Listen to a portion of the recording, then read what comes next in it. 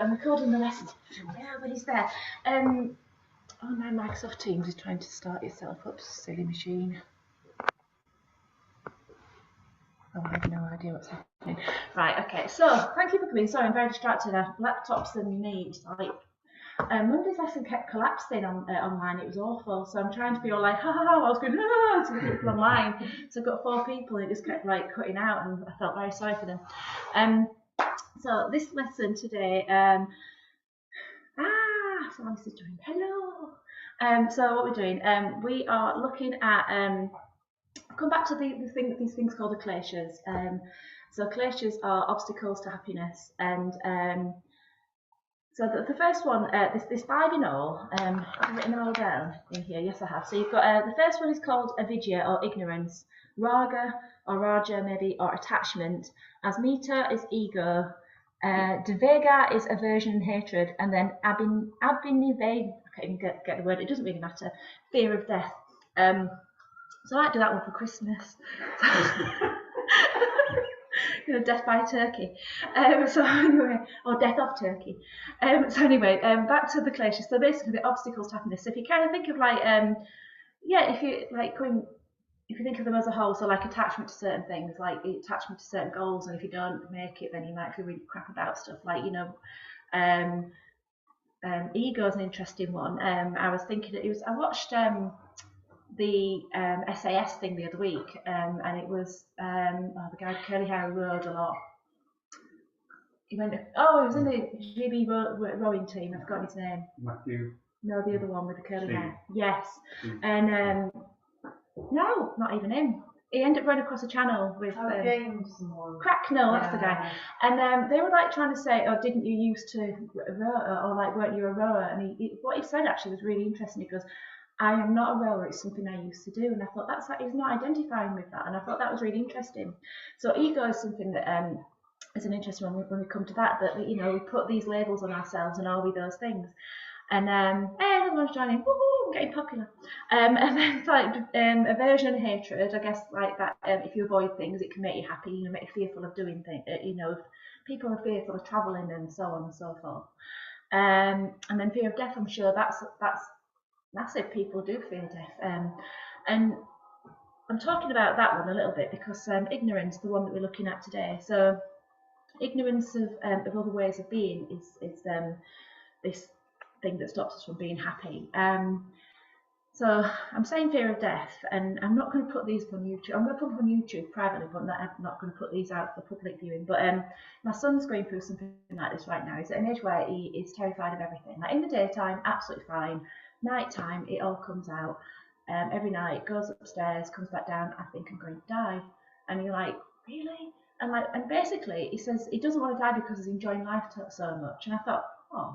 So but I got the other day, he came up and he asked the question, I think I'm scared I'm going to die, and I just said, like, what is it? What are you scared of dying for? And that's it, like burst into tears, and I felt like the world's most evil mum.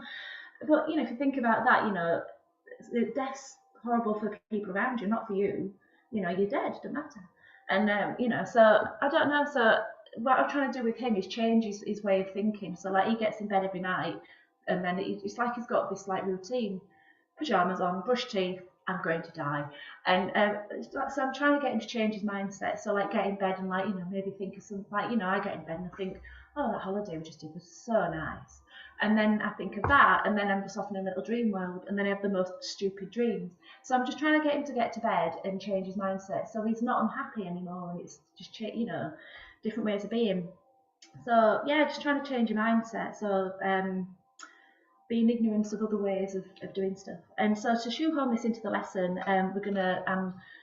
It's really difficult as a yoga teacher when you're being trained classically to not instruct too much, and to not tell you how to do certain things. And I think it's an expectation in a lesson that you have to, I went through Iyengar as a practice at one point. And Ashtanga is a starting point for a lot of people within yoga. And with that, it's a set routine of things. You do 6 sun salutations, then you go into sun salutation B, step into warrior, then you go into some leg holds, loads of folds, and then you're meant to just come, and some of the names for poses like chin to shin pose. I found a little. Yay! Sorry, I moved my mat around and I lost my little. But this is a thing that makes it so you can see me. Honestly, yeah. So there's like you're told to do things in certain ways, and particularly in Iyengar's instructions are so precise, but they're all built around his body and the way that he could move. Um, so like lots of instructions like feet parallel to the edges of the mat, so your toes turn in a little bit, and pressing thighs back and tucking tailbones down. And it doesn't suit everybody. Like some people have got really exaggerated lumbar spines. People's like if you, in fact, just one thing, if you were just sitting down with your feet, you can't see my feet. Not that you want to see my feet. I have washed them, but they might look a bit like hobbit feet to you, mightn't they? I'll put my big finger on. Oh, look at that. That's so much worse. I might not bother with that today. I'll close the curtains. But yeah, if you were to put your feet in front of you and just kind of roll your feet in and out a little bit and have a look at the directions that your knees and your feet point in, you might kind of learn a little bit about instruction of your feet. So like, you know, my feet, if I was to roll them, like my knees point straight upwards, so that kind of tells me I've got relatively straight thigh bones. Some of you, your knees, if you were to kind of just roll them and let you go, you might notice your knees turn out, you might notice your knees turn in. So if you're thinking of like listening to instructions that say have your feet parallel, that might be really doing some serious damage further up in your hips. So to get away from these instructions as teaching is really difficult, but I'm going to try to do that a little bit in today's lesson. So I'll shut up talking now and get on with the instructions that I'm not going to tell you. So wiggle your toes. I can tell you to wiggle your toes, but I can't say and bend your, I don't even know what the bones in your phalanxes? Phalanges? Phalanxes. I don't know. Bend your big toe first and then just wiggle your toes.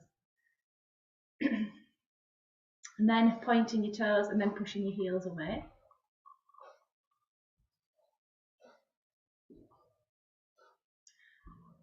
You can see my messy corner as well. I need to adjust this again. I'm trying so you've got a better view on Zoom, but actually all you're getting to see is my mess. I'm sorry. And now you're getting to see the fire hydrant. Paul was saying he was like watching one of the videos and he could see what I was talking about, and he looked at like, oh yeah, there's a big red fire hydrant in the corner. Anyway, so circle then your feet.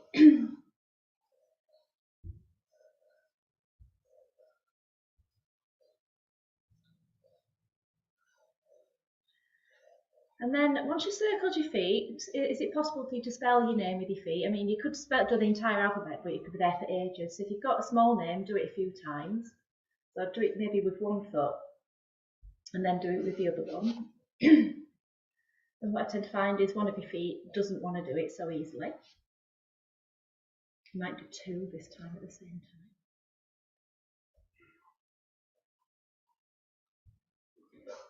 And then just give your toes a bit of a wiggle at the end. So we're going to move then up into the knees.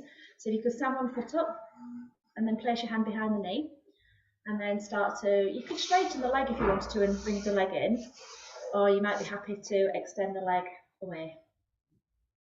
I haven't got my little headphones on. Shall I put it on? Do you need the headphones? No? Okay. Sometimes this laptop decides to put a fan on and it sounds like a plane taking off. It's really noisy. So if you're talking like that, I'll put my headphones on.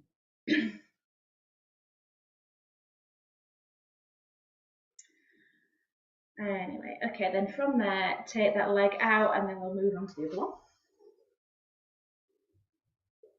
So again, if it doesn't want to lift, you could always slide it and get the same benefit, just a bit lazier.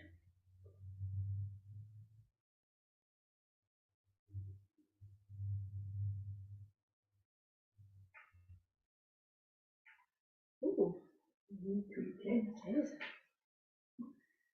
There was a lady in here the other day and she got really creaky knees. And I feel like she was on the floorboard. And we were like, oh, she doesn't hurt, but it's like, anyway, so straighten your legs. Bring your feet together and then sliding your feet in. And then if you could just you can have your hands on the floor behind you just so you're not kind of going into your lower back. Bring your knees together and then widen out your knees.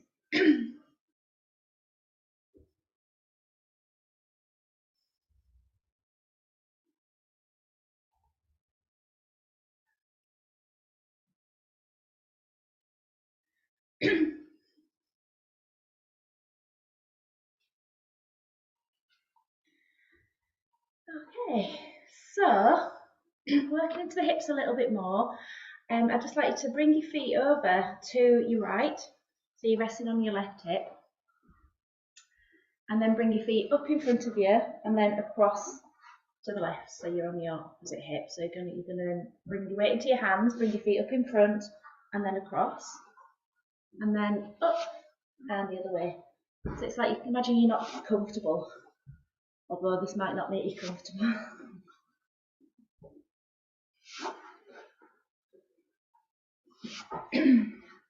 And then as you're doing this, you could start to widen out your knees so that one knee finds the floor more than the other.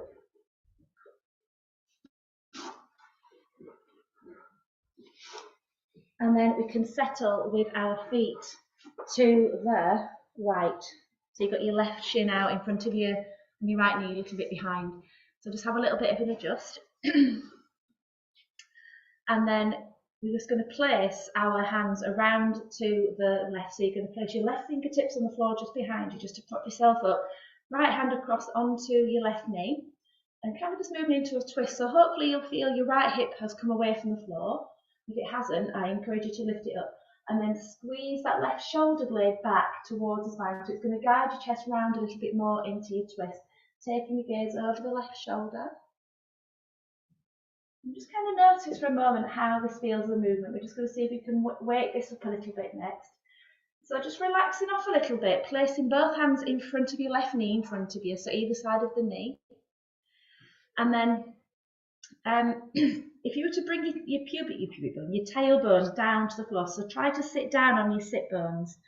It's going to bring your spine down round sort of now, and you're going to feel yourself rounding, your lower back's rounded. And if you could look down towards your groin, imagine you want to see right beneath your right thigh.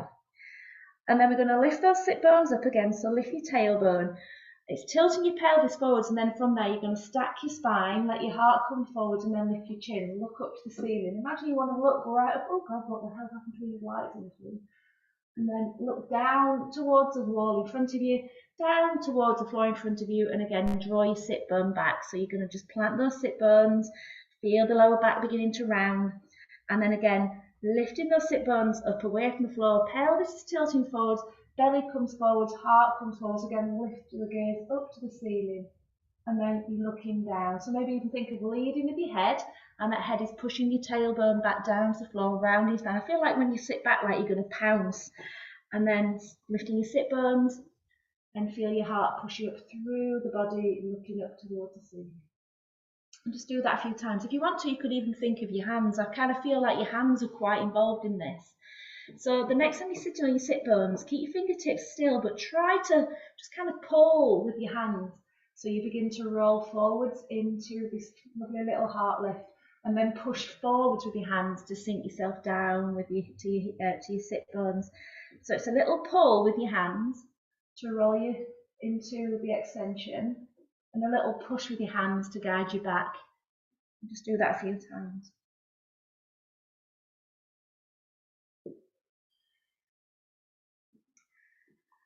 And then just coming back to what feels like neutral, placing again the right hand on this left knee, left hand just goes behind the body, and just guide yourself back into that twist. And it might feel like a little bit of an easier twist to do now we've woken up those muscles in the back.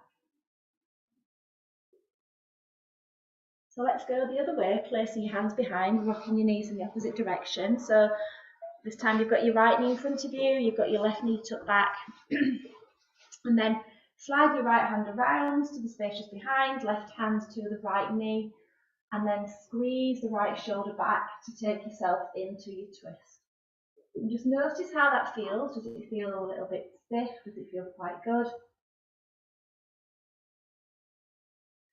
And then taking your hands to the floor just in front of your right knee, and drop your tailbone down. So again, you're going to feel your lower back beginning to lengthen, your tummy begin to tighten, and then lifting the sit bones up. Feel the belly push forwards, feel the heart begin to stack, and again look up to this unattractive ceiling, and then dropping your tailbone down, looking all the way down. So again, imagine you kind of want to look underneath your thigh, and then you want to look all the way up above your head. So just let your whole body be involved in the movement. And then getting to feel the action of your fingertips. So you could just again start to pull with your hands to extend and push with your hands to round. So just keep those fingertips nice and active. So it's a kind of a little bit of a clawing into the floor to lift, and a little push with the hands to round. And again, just play with that a few more times.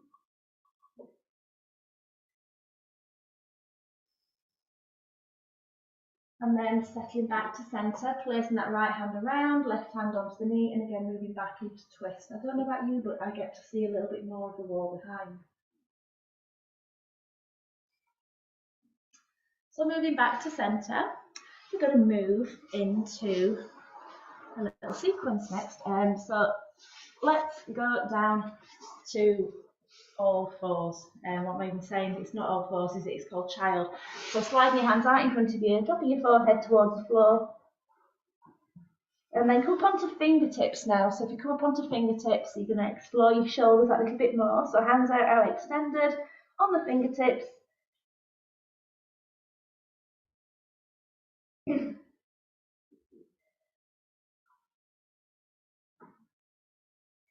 So push it, plant your palms back down, push with your shins to float up to all fours, and kind of stopping when you feel your shoulders are being supported by your hands. Walking your knees under, tucking your toes under. So from here, we're going to do a little bit of a knee lift. So push down into the floor with your hands, tuck your toes under, and hover your knees off the floor a little bit. So you're kind of just pushing into your toes a little bit to hover your knees. We're only holding this for 5 breaths.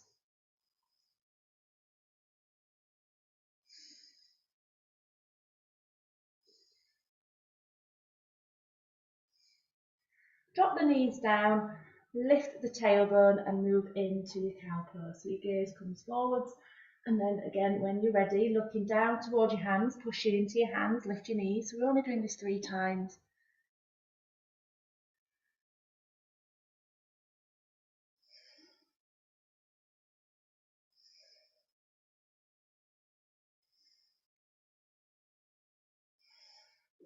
Dropping your knees, lifting your tailbone, moving back into cow pose.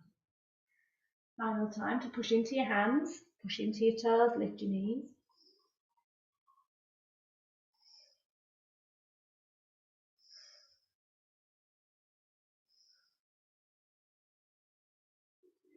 Dropping your knees and sinking back into child.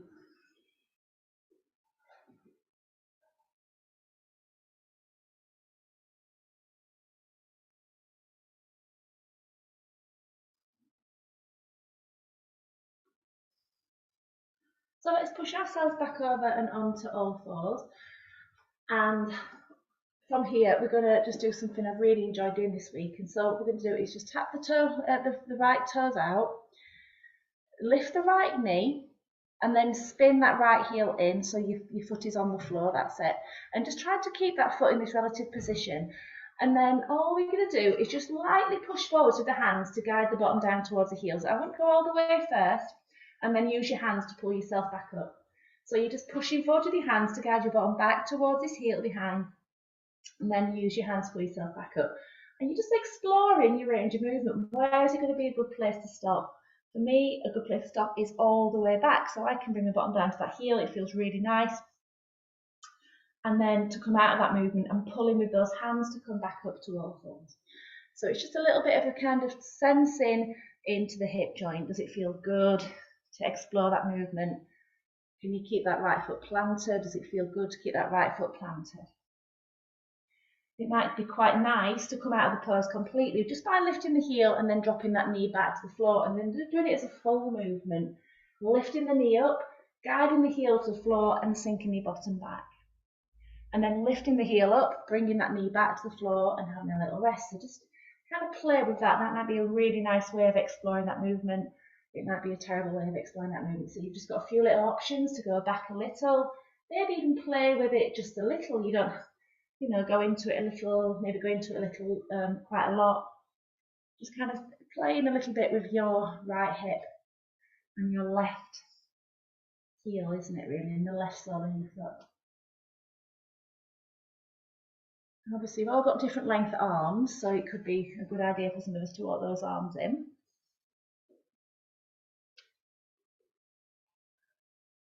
And then planting yourself back down, let's switch sides. So we're going to take the left foot out this time, lifting the left knee, spin the left heel in so the foot's on the floor. And again, try to keep that foot roughly where it is, and then use your hands. Push forwards with the hands to guide your hips back.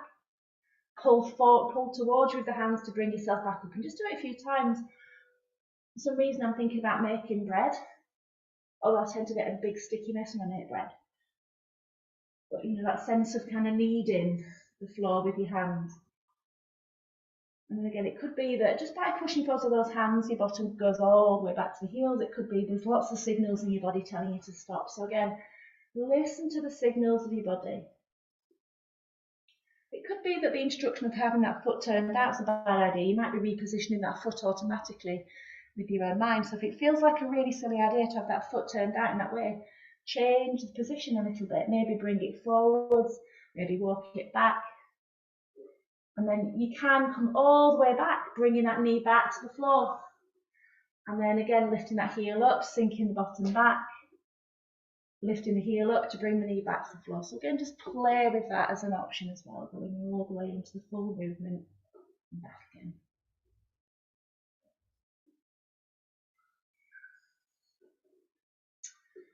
Okay, so once we've done this, we're going to just bring ourselves towards a crouch. So bring your knees to the floor. Take one of your many bottoms, place it on your heels, walk your hands in towards your feet, and then push yourself into your crouch. So if your knees dislike crouch, hop out of crouch and just get your belly onto your thighs. So again, this to me is a crouch. You might use this to kind of do something like you're on the floor. For some reason, I'm thinking of washing. I've never washed like this in my entire life. And then obviously, if you're in a crouch, just kind of hang out in crouch and see how your knees feel about it. And what I love about crouches is its ability to release the lower back. But if you lift your sit bones up onto your toes, you can take it into a bit of a balance and bring your hands to heart. Really feeling the action of your big toes if you're playing with that. And then again, you can bring your hands down and make it a little bit more passive. So just kind of, it could be that if you're on your big toe, you might naturally be on your toes. But if you are going to kind of take it as a bit of more of a balance, think more of pushing down with those toes, lifting your heels up, and then bringing your hands to heart. And then again, placing down, coming back into passive. And again, pushing down for those, oopsie-daisies, for those toes. And you could even be a really cheeky, go into a proper yogic pose, widening the knees, placing the elbows on those knees, and bringing the palms. They say bring them into a line. I don't know if that's possible. I don't think it's sometimes it's wise. And then place your hands back down and settle into your crouch. So again, adapt your crouch if you need to. So we're going to move it into a fold. So from here, I want you to think of pushing down with your feet into the floor. So try it. As you push down to your feet, it kind of works the leg muscles. Your bottom begins to lift away from your heels. Coming to the point where your knees are bent. So again, it's a kind of a hybrid squatty fold. So a belly on your thighs. And then you're relaxing your head down here. So just think of just releasing the back muscles, releasing the neck muscles.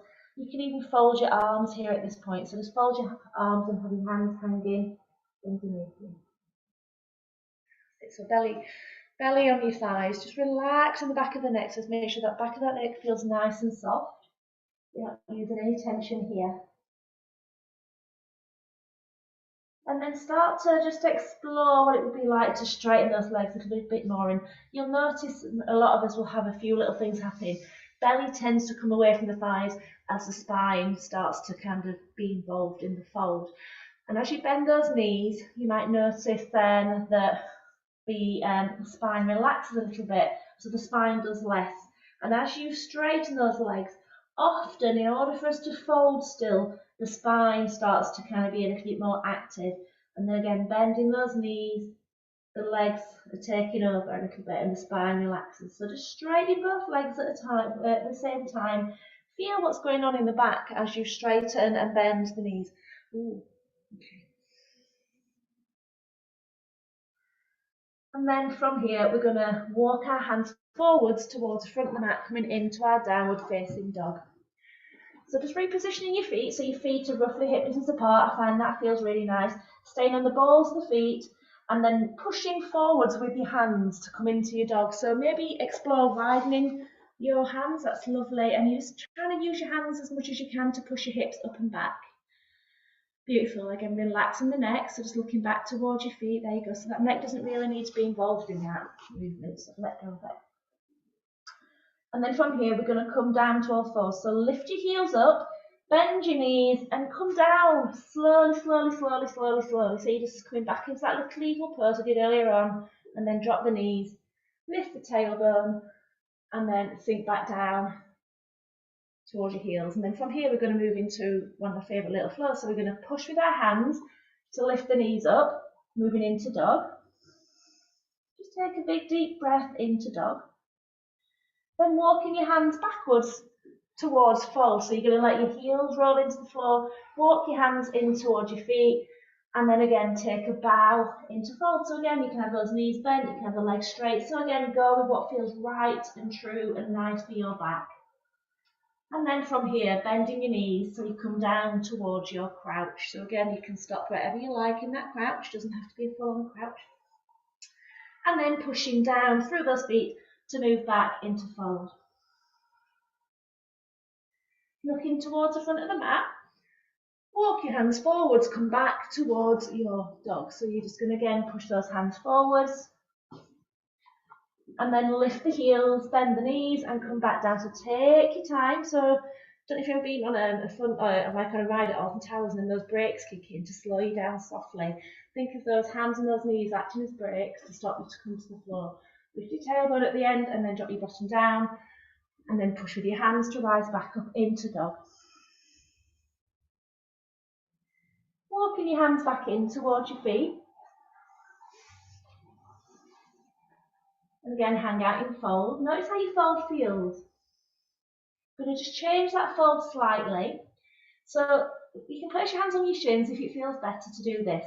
All we're going to do is look towards the front of the mat. So just look with your head, look with your neck, and you'll feel your spine kind of lengthen a little bit, and you'll feel the muscles up into your shoulders working a little bit.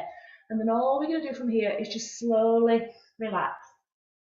And in doing that, you might feel the back muscles release a little bit. You might feel the hamstrings releasing a little bit. And then from here, bend your knees and come back down into crouch. And then push in again into fold. Looking towards the front of your mat and again feeling those muscles, the back of the neck lengthening. Slowly releasing. You might feel the hamstrings release a little bit. And then walking your hands back towards the front of your mat and back into dog, pushing forwards. And then lifting the heels, bending the knees, and again slow down on the way back down. Lift your tailbone, coming back into cow. Pushing yourself back and into dog.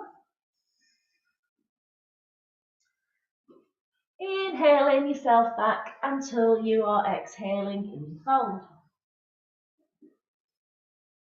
Fold your arms this time.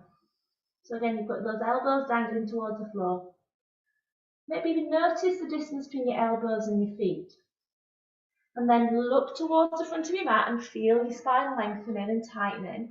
And then bring your arms up in front of your eyes. So those arms are folded. And what that does is tighten the back muscles a little bit. And then slowly, slowly, slowly let go. You might feel those back muscles releasing. You might also feel those hamstrings releasing. Look at the distance between the elbows and your feet. It might be a little bit lower. And then we're going to sink down into our crouch again. And again, pushing into feet, take a fold. Fold the arms. Look to the front of the mat. Bringing your hands up. Slowly let go. Walking yourself back towards your dog.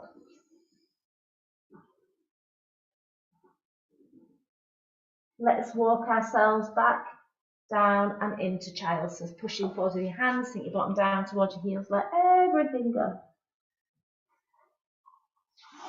I do love that movement. It's a somatic exploration of your hamstrings. It's basically bandiculating your hamstrings. So each time you look to the front of the mat, you're putting tension in the muscles at the back. And then it's that slow release enables those hamstrings and the back muscles just to let go of tension a little bit more and increase your range of movement. So walking your hands in towards your knees, tuck your toes under, we're going to push ourselves back into crouch. You're not doing any more of that little sequence. So settling down into crouch. But what we are going to do is push to standing. So firstly, push yourself up into your kind of hybrid fold thing with your belly on your thighs. Sweep your hands back as though you're ski jumping, which I've never done. Bring your hands forwards. So this is going to have the ability of lengthening your spine. Drop your bottom towards your heels a little bit and slowly press down through your feet to come to standing. Oh, I've got no head. Bringing your hands back to heart. So we're going to just play with this little sequence now. So have a look to your feet hip distance apart, roughly speaking. I did make a joke the other day. I said roughly speaking. I went roughly speaking, and literally nobody laughed, and I felt like tumbleweed moment. Just a joke that someone said. What time is it, roughly speaking? It's 10 o'clock.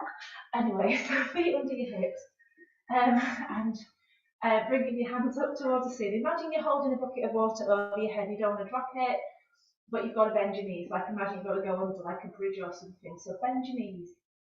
You don't want to drop that bucket. Just noticing bending your knees wherever your knees going. So they might be going inwards. They might just bring them in. Wiggle them out just a few times, get to feel the action of your feet on the floor, and then just start to press down for your big toes. And what I find that does is kind of fires up the inner thighs a little bit. And then let's straighten those legs, come back to standing and bringing your hands back to heart. So again, taking those hands up, bending your knees, again picture that bottle, or whatever it is, a bucket of water over your head. Bring your knees in, bring your knees out. And then think of your knees kind of pointing in the direction of your toes. Press down for those big toes. And then explore, tilting your pelvis, keeping the tummy nice and still. So you could kind of push your hips back and your belly come forward. So keep that tightness in your tummy. And then straighten back up. And then bring your hands to heart. So if these hands are heavy, drop them down. You can just bring them to your tummy. So in fact, let's bring those hands to the tummy to start with. So again, bending those knees. Again, wiggle the knees backwards and forwards, get that sense of what's happening to your feet. Knees pointing forwards, push down through the big toes. Tilt the pelvis. So what you're going to try to do is keep the spine nice and still. So you're reaching your sit bones back. And then if you wish, you can bring those hands forwards. And then use your legs a little bit more. Bend, bend, bend, bend, bend, bend, bend, bend, bend. Try to use as much as your legs to come down. Sink down into crouch. And then push down through those feet to come back into fold. Sweeping your hands back. Bend your knees, bring those hands forwards and push down through the feet to rise back up to standing. Bringing your hands to heart. Just going to do this a couple more times. So again, hands can stay lifted, hands can stay down by the sides, whichever feels better. Bending the knees. Tilting the pelvis, reaching the hips back. Bend the knees, bend the knees, bend the knees, bend the knees as much as you can. And then sink down into fold, into crouch, sorry. Push down for the feet, so open out into your kind of semi-crouch, semi-squats, sweeping hands forwards, and then push down for the feet to rise to standing. Moving back. Final one.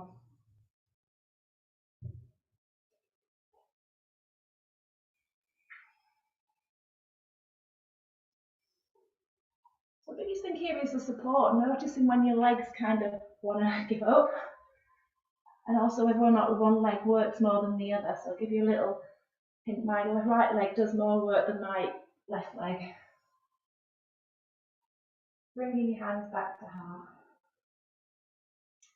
So walking to the front of your mat, we're going to just move into a little flow that again utilises these legs. I'm all about legs at the minute, I want to clearly. So looking down towards your feet, push your hips back and then round the spine. So we're going to go through sun salutation first. So you're going to tuck the tailbone under. As you tuck the tailbone under, allow your spine to grow. Tucking your tailbone so it's pointing towards your toes, enables your spine to lengthen back. Lift your heart, If it feels comfortable, bring the hands back. If it doesn't, then just squeeze the shoulder blades together. But if you're happy to bring the hands back, bring them back. Tailbone rolls back and roll down into fold. When we come into fold, we're going to place our hands on our shins, just beneath the knees, straighten the arms, and that should allow us to come into a bit of a straight spine fold. Backs the knees are softened, lift the tailbone, lengthen through the entire spine, through the crown of the head.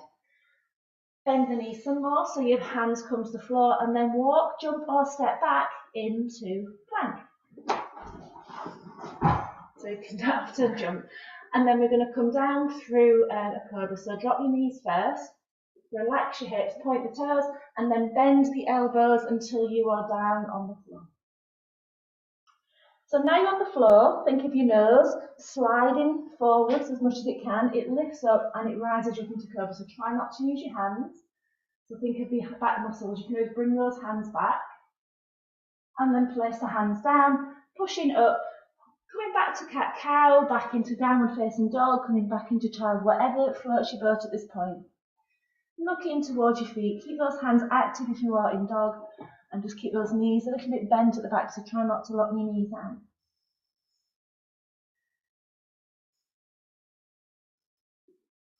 So walking, jumping, stepping back into fold. That's a noisy little fold for me. And then bringing those hands onto the shins, softening the backs of the knees, lifting tailbone, reaching forward to the crown of the head. Exhaling back down into full fold. Tuck the tailbone under and slowly rise to standing. Push your hips forwards and again extending back. So again, you could have those hands back out and squeeze the shoulders. Those hands can be reaching back. Moving the tailbone back, rolling back down into fold. Inhaling up into half fold. And then exhaling back down into full fold. Walking, jumping, stepping back into plank. And then dropping the knees, bending the elbows and coming down with control onto your tummy. Lead with your nose, so slide it forwards, keep lifting it up. So again, try not to use your hands. You can bring those hands back to reach towards the feet. And then place the hands down, pushing up and back. Again, cat-cow, child, downward facing dog, 5 breaths. So wherever you are, feeling the movement flowing from your hands, up and down your spine.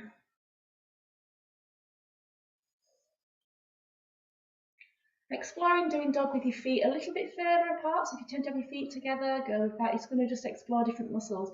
If the feet are together, you're activating the inner thighs a little bit. Lovely. It looks really light and others doing dog. Okay, so from here, walking, jumping, stepping forward, back into fold.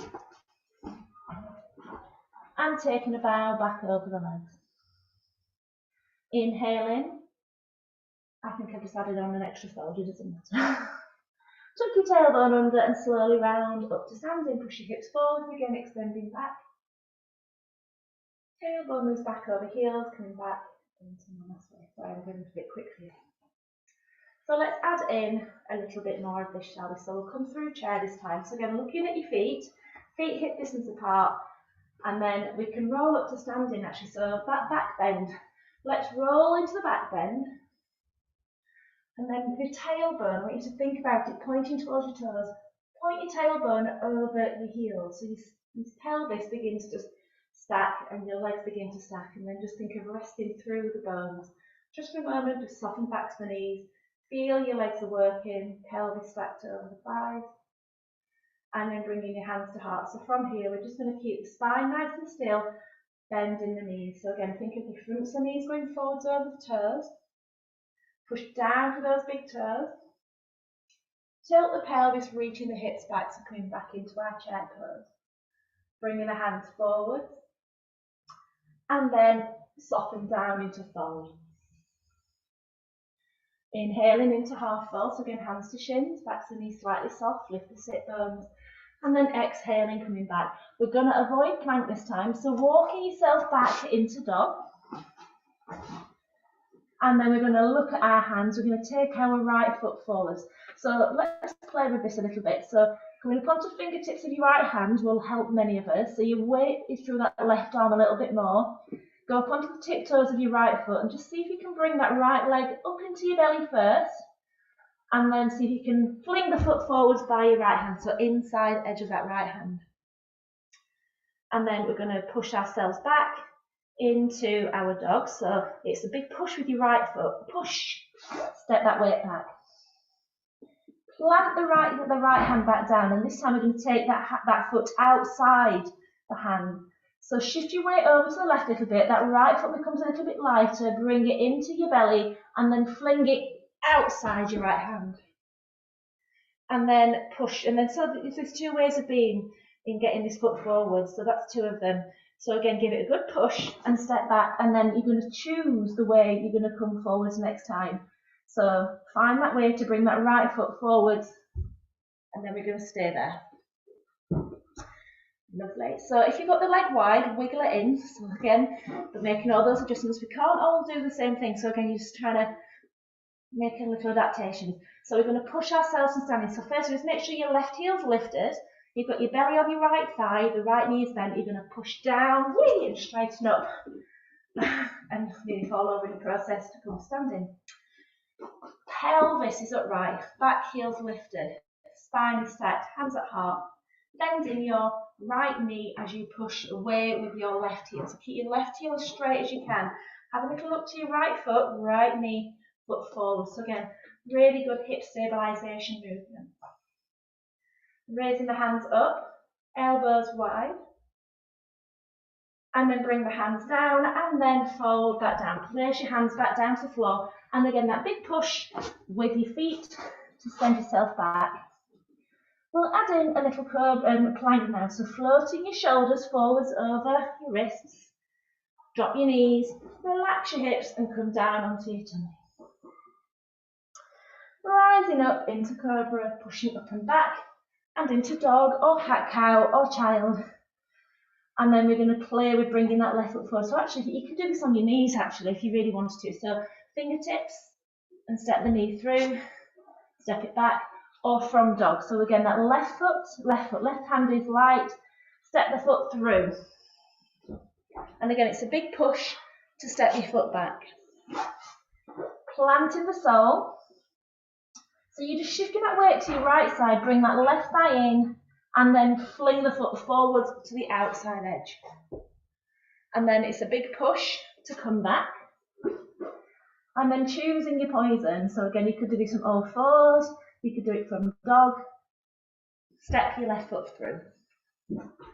So I've automatically now brought my right foot a little bit forwards. I was too far left before. So that right heel is lifted, the left knee is bent, pushing down to rise up, and again, hands to heart. So again, pelvis upright, hips over hips, bending the left knee, pushing back with the right heel. So trying to really explore this right hip, psoas muscle, kind of might feel it around the belly button. Raising the hands, elbows bent. Bringing the hands back to heart and then coming back down. Stepping back into dog. You can come down into child, you can come down into cat-cow if you wish. Taking those shoulders forwards over the wrists. Coming down with the knees, relaxing the hips, bending the elbows, coming down onto tummy. And then again, rising up and back into downward facing dog. So that right foot is going to go by the right hand again. So find that way that you like, make it come through. Yep, perfect. And then bending the right knee, pushing up to come to standing. And again, the back heel's lifted, hands at heart. Beating the hair. Pushing back with your back heel, bending your front knee. And then from here, bend your back knee, take it towards the floor. And then come back. And then doing that again. So it doesn't have to be a very big bend, it could just be a little bend, just so we can explore these hips of ours. How do they feel? So again, it could be a little bend is all we need to do. It could be a big bend is what we need to do. But what we're trying to do is not overextend this front knee. Coming back, and then just one more time. And then taking your hands back down and back into plank. plank. I'll go back into dog. So coming back forwards into plank if you wish, or staying firmly in dog if you wish, or going into cat-cow if you wish. And then moving to transition to our left leg, so taking that left foot through, bending the left knee and pushing back up to standing. So Daisy, you're all off the mat, you wiggle yourself back onto there. I must wiggle about. But you need a massive round mat, I think you'll never leave the mat alone. Okay, so bending your left knee, pushing back with your back heel.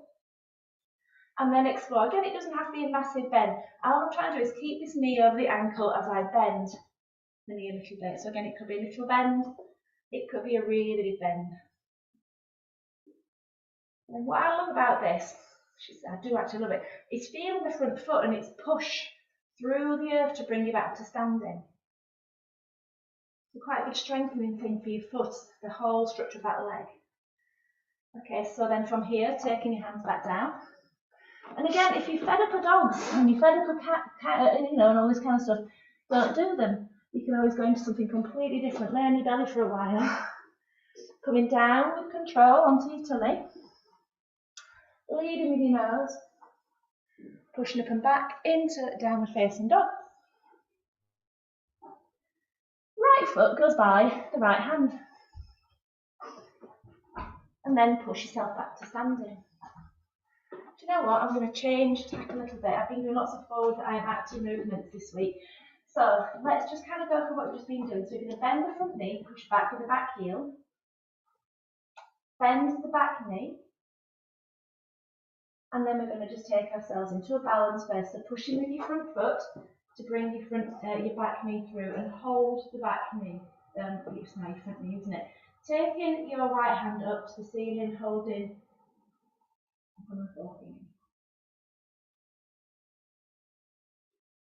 Feeling the action of your right big toe pressing into the floor.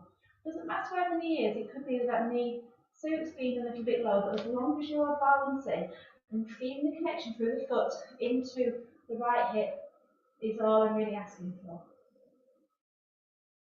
Step your left foot back, turning your hips as you do. So as you do that, you're keeping that right foot forwards. So these hips are kind of facing this top wall, the top that does not work. Pelvis is facing the long end of your mat. Look at your feet and just ask yourself, like, I'm out of position actually, kind of as though you're standing on a tightrope. And then taking your arms out, roughly shoulder height, give your shoulders a bit of a wiggle, looking out towards your right middle finger. And then what we're going to try to do is keep the head, heart, hips lined up. Bend your right knee, so moving into a warrior two. So there's a bit of a push back and down through this left leg. So in a way you kind of want to feel that you're kind of pivoting over this left leg. So have a little bit of a bounce and just kind of feel how that leg kind of stays straight and you're kind of almost pivoting over it. And then just kind of coming into rest, right knee, looking over the ankle, spreading the palms. Lifting the toes of your back foot, spread them out and then sink them down.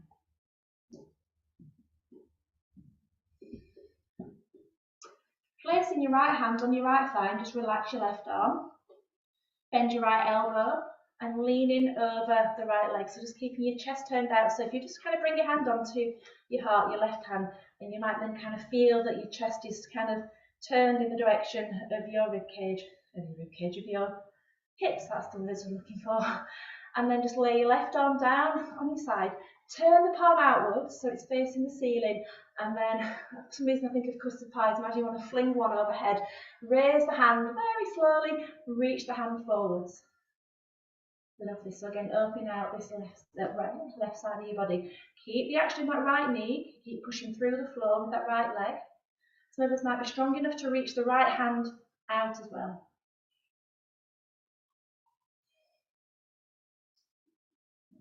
Pushing back. Turn your body back towards the front, so you're going to step your left foot to the left and guide yourself back and moving back towards down facing dog, child, cat, cow, laying on your belly, whatever you want to do, moving forward and coming back down. Moving up into dog, I've lost the word to it, moving up and back into downward facing dog. It's called a cobra, isn't it? So your left foot is going to move through between the legs, between your hands, bending your left knee, pushing up to stand. It's good job doing it a few times because you'd be like literally breaking yourself in two. So you've got your left foot in front of you, right heel's lifted, hands at heart, bending your left knee, pushing back with your right heel. Bending your back knee, moving into the balance. So you're going to push with the front foot, and again, the right foot could be here, balancing through the standing leg. Raising the right knee if you can, so there's a little bit of a shift of weight into your left foot, holding the front of the right knee, and then extending up through those fingertips. You might even be able to do this with your hand away.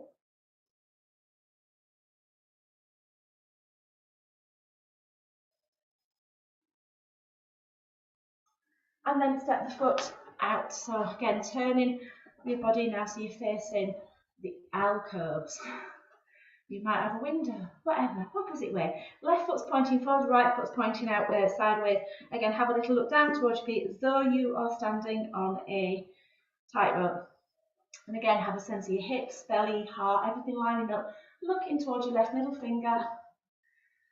And then bending your left knee. Stop when you feel the knee is over the ankle.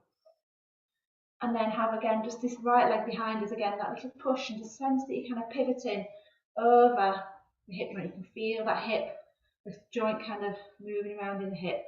Settling into our warrior, looking out towards the front middle finger. Raising the back toes, so lift, spread and drop them down. And then placing your left hand down on the thigh, relaxing your right.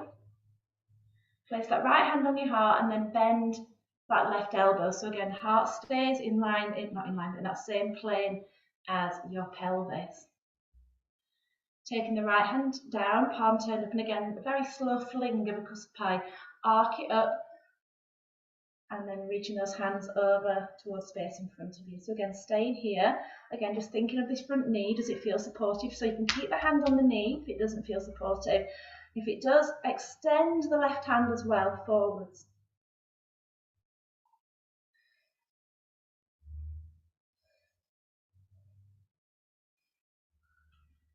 Pushing back, turn in towards the front of the mat, and we can come down, I think, at some point. I think might be a nice idea now.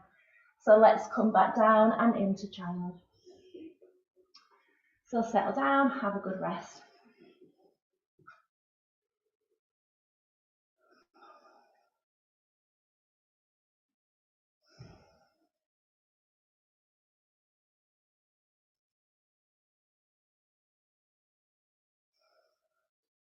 So let's push ourselves up and then take a seat. You're alright. I'm really hot. I was going to wear something a lot lighter, and then my friend said I'm going for a run. I only managed 20 minutes in the end today, and this is just melting me hot. Don't wear fleece and then go and do yoga. It's just so ridiculous. Oh dear. Anyway, so what we're doing, we're going, so if you've been to my lessons in the week, you'll know this bit. It's a lovely, so yeah, bane of my life pose is this one. I think it's bane in a lot of people's lives. So hard to move into, but it's got many benefits, and the biggest benefit to me is trying to open out this line of our body, the front line. So it holds a lot of tension there. We sit an awful lot. These muscles get chronically tight. Injury, you know, I've got pain in this psoas on this side. I got run over years ago. It got mended, blah, blah, blah. And so chronically tight. So it's really difficult to get into these hip flexors. So the way I found recently is what we're going to do now. So we're going to lay on our left side with feet stacked, knees stacked, so as though you're sitting on a chair. So unless you're on one of those amazing reclining chairs that you get advertised on, like, if you've ever been ill and you watch ITV and you get those chairs that tip you up and they look really comfy, and you think, actually, I want one of those. But yeah, a hard back chair, you don't want to, it's not a comfortable chair that you're sitting on, is it? So slide your left hand away in front of you. So so you're not, come back onto your mat so you don't touch this disgusting floor. And then, I mean, this beautiful floor that I've rented. Lay your left ear on your arm. And you've got your right hand just resting on your butt cheek, and just maybe have a little rub up and down your belly and your spine, and just get a good sense that your spine is lengthened. That we're not. Oh, sorry, I thought that was mine. Yeah, so you don't feel that your spine's curved in any way. Sorry about that. It's quite nice, that one. There it's gone. Okay, so your right leg is on top, isn't it? I want you to just straighten your right leg to the bottom of your mat. So roughly like that standing pose we just did with the knee in front of us. And then lift the right foot up off the floor so you can then sense that the thigh is roughly parallel to the floor. And then lift it a little bit more so your foot is kind of like 45 degrees towards the ceiling. So you're using these hip joint muscles at the side of us to lift the leg, and then drop the foot back down again and actually just let it go. So relax it. It's a really good way of, again, loosening tension into this hip. So you kind of squeeze in. You might not realise this is what you're doing, but you're squeezing those muscles on the side of your hip to lift the leg up. Maybe you could even bring your focus into that and then relax the leg. Think of those muscles lengthening to bring that leg to the floor.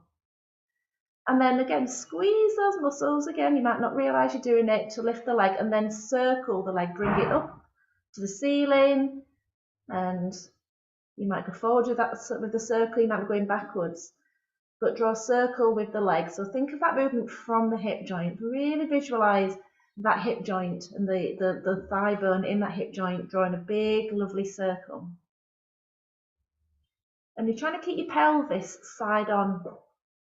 So obviously if your belly's rolling on the floor and you're rolling backwards and forwards, you're going to be using your back to circle the legs. So I really want to utilise these glutes, make them stronger. I've got to say this week I can really feel my glutes. Anyway, so what is this to do with that bow pose? So we're going to just drop the foot so it's at the bottom of the mat again. And then lift the foot up again so it's roughly parallel to the floor. And then bend the knee so the foot curls up behind your bottom.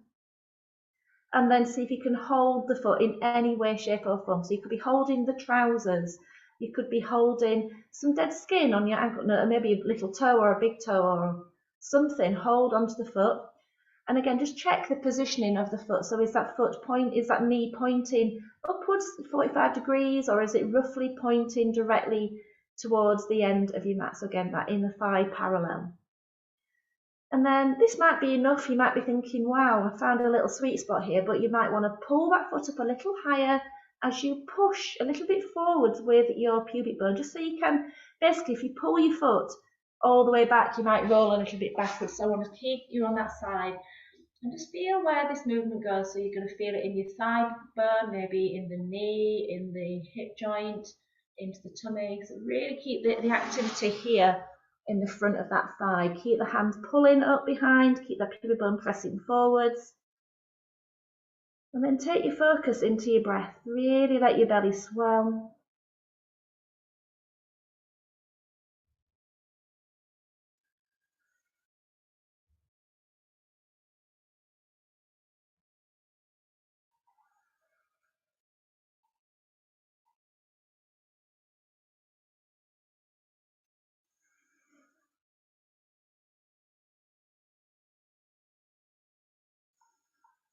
So relaxing your knees back together, and place your right hand on your shoulder, lifting your head up away from your left arm.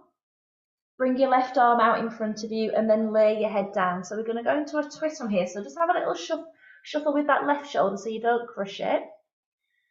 And so we're going to keep these knees to the left as you then allow the chest to drop back towards the floor behind you. So just allow that right shoulder to roll backwards. Your head begins to turn towards the ceiling. Your chest begins to turn towards the ceiling. And then if you kind of find that that shoulder has met the floor, or at least the elbow has met the floor, just maybe straighten the arm. You could even slide your right hand up overhead and just let the back of the hand rest on the floor. So if your hand doesn't want to go to the floor, I'm going to just kind of come and see you. Straighten your arm. Bend your knees again. Like that. And I would just let your knees part of your leg. I would actually bring your hand just to the right side. Okay, and then just let the shoulder fall back again and feel it's leg and edge of it. So that's really simple. So we twists happening at the hips, but actually they always happen a little bit further up, don't they? They always happen in the rib cage. It's a very little twist ability in the lower back.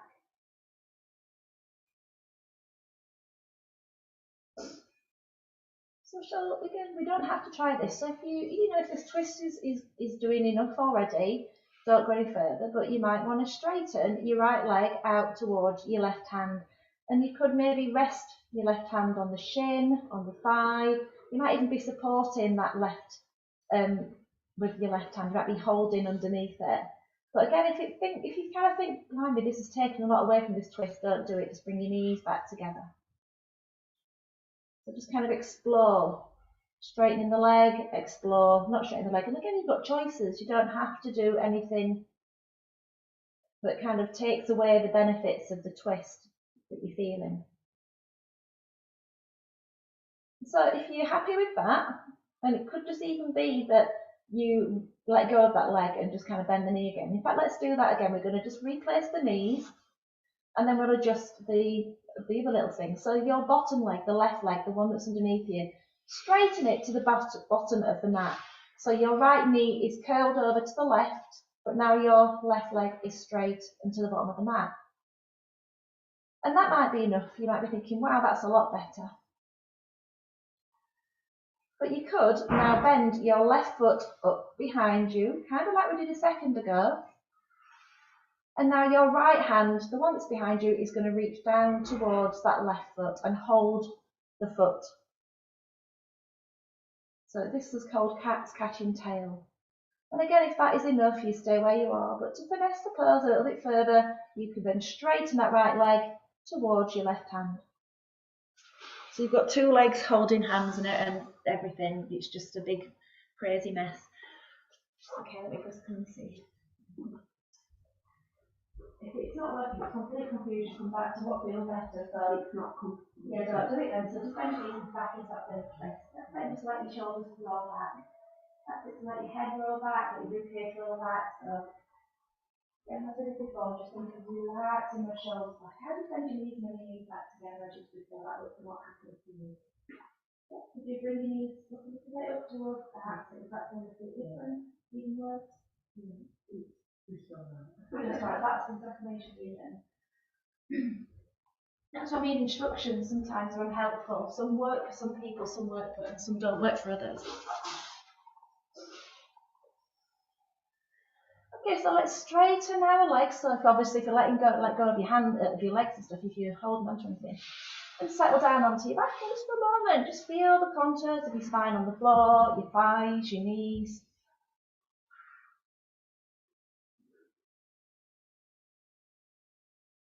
And then we've got to do the other side. So bending your knees in and roll onto your right side. And supporting your head with your right arm. So again, it could even be you're going to kind of bend the elbow and just kind of make a little cushion for yourself. And then resting your left hand on your left hip and just get a good sense of comfortableness, she says. Straighten your left leg to the end of the mat. And again, we're going to use these muscles on the left side of that leg to lift it up. So just think of, it's your QL actually, not your QL, your glute med. It's a stabilising muscle for this leg. It's an abductor. It's taking the leg away from the body. So you're going to kind of squeeze those muscles. You don't realise you're doing it to lift that leg up. So 45 degrees. You can even place your thumb on those muscles, really feel them working. And then as you just relax that leg back down, you'll feel them lengthening underneath your fingertips. And then just relax that leg completely. And then again, lift the leg up. Feel those muscles working to bring the leg up. And then again, slowly let those muscles relax down to the floor. You really get very lazy, these muscles. And then again, one more time, lift that leg up and then draw a circle with the leg. And again, you might be going forward, you might be going backwards. It doesn't matter the size of the circle. As long as we're telling these muscles, we know all about them.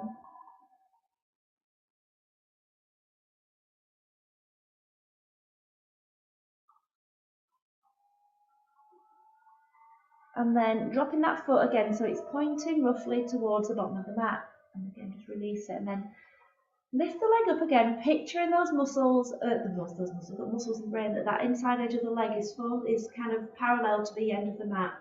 And then bend the knee up behind you and see if you can catch the foot in any way. So again, it could be big toe, it could be little toe, it could be the heel, it could be that you're holding your trousers. And then again, have a think about your knee. Is it pointing up 45 degrees? Or again, is that my thigh isn't completely parallel with the floor, if I'm honest. But again, I want to focus on the front of that leg really. And then you're just gently pushing the hips forwards as you pull the foot up behind you. So just keep pushing those hips gently forwards as you're kind of matching the push of the hip with the pull of the hand. And exploring the front of that leg. So again, you might feel it in the knee, you might feel it in the hamstring, you might feel it in the front of the groin and into the tummy. Keep the hand actively pulling the foot up behind. And then bringing your focus into your breath.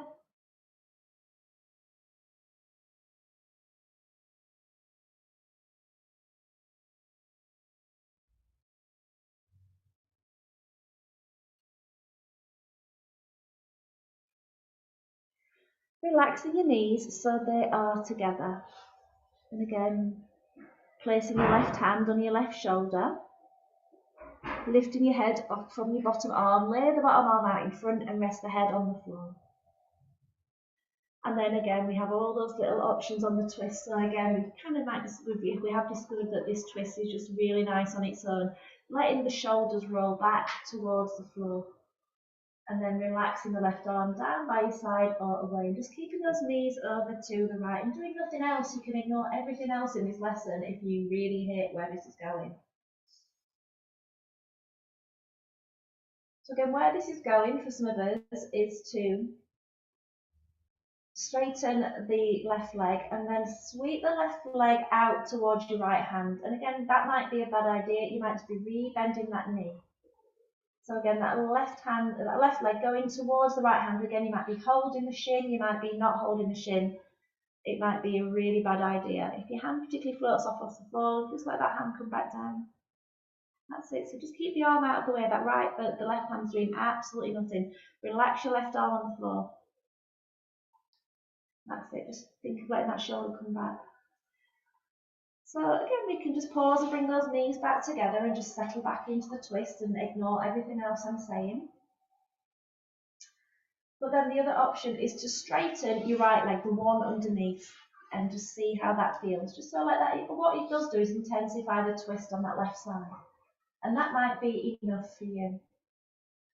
But then you could bend the right knee so the foot comes up underneath you, behind you, and then the left hand holds the right foot. And again, if this is the worst idea ever, come back out of it, come back to the first twist. And then we have that little option then of straightening that left leg back out towards your right hand. So coming into a pose called cat catching tail. So again, this might be something that is the best idea in the world. It might be something that is the worst idea in the world. Personally, I think it looks like we've all had a bad accident, but it feels really good. But again, I would think, bend your knees. I was looking through your legs, but I think we do look at the work.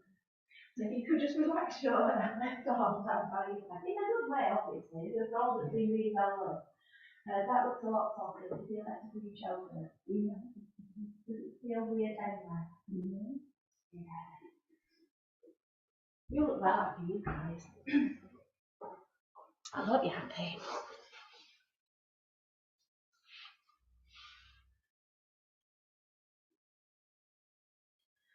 Okay, so to come out of this movement, all we're going to do is let go of the feet and straighten the legs and settle down on your back. We're just beginning to settle into the rhythm of your breathing.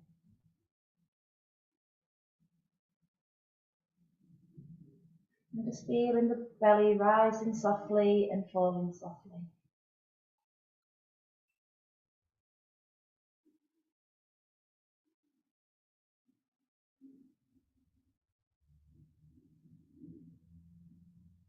And spend some time with your belly rising.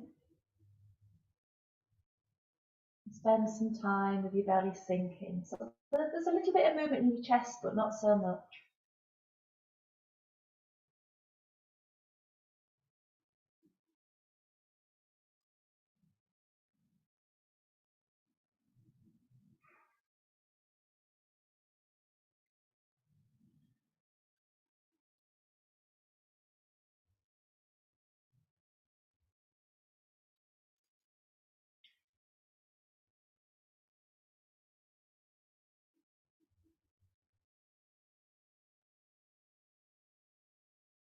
Guide the navel back towards your spine and anchor it there.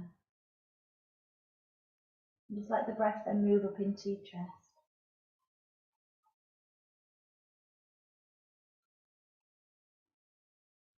So just a gentle pull of the belly button. It just enables that breath just to go into the top chamber of your torso.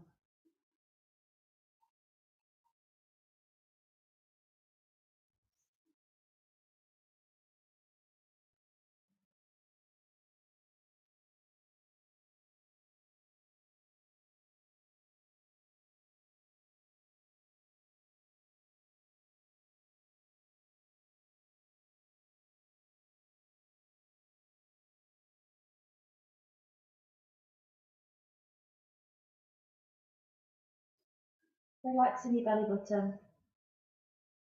Just allow everything just to kind of soften for a moment. And if you could just now picture in the shape of your torso, if you could think about the 2 points, the crest of your pelvis and your shoulders. It's kind of rectangular, isn't it? They're not square shaped or anything like that. You have to have massive wide hips if you were. So what I just want you to do is just imagine that you're going to breathe from your right hip and up to your right shoulder. So just take a long in-breath and just picture the breath rising up from the right hip to your right shoulder. And then we're going to add a little pause, which is from your right shoulder to your left shoulder. And then breathe out and just picture the breath travelling down from your left shoulder to your left hip. And then pause in from your left hip to your right hip. And then breathing in again from the right hip to the right shoulder. And then from your right shoulder to your left. Pausing, and then breathing out from the left shoulder to the left hip. Pausing, left shoulder to right hip, left hip to right hip, and it's just repeating, drawing that little shape in your body.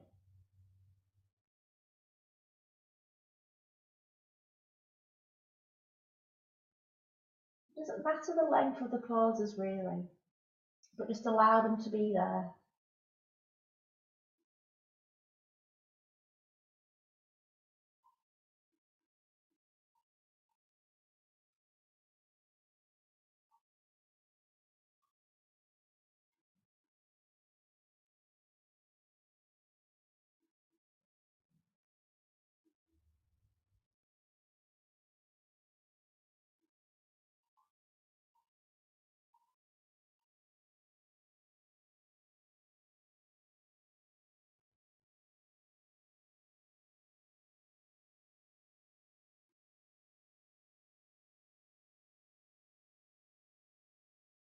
And then letting go of this idea of observing the breath. And instead just feeling the weight of the body on the floor. Just picturing from the back of the head, through the shoulders, down to the heels.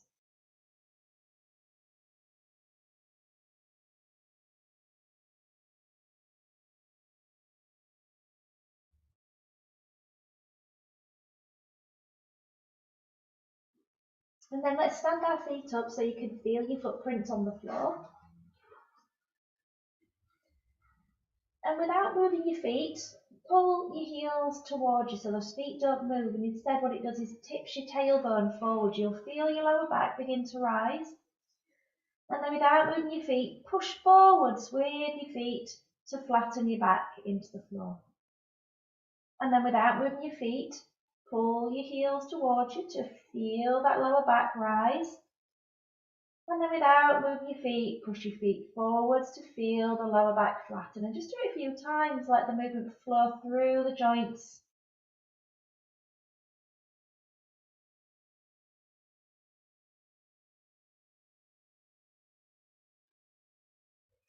And then let's find a way to move towards seated.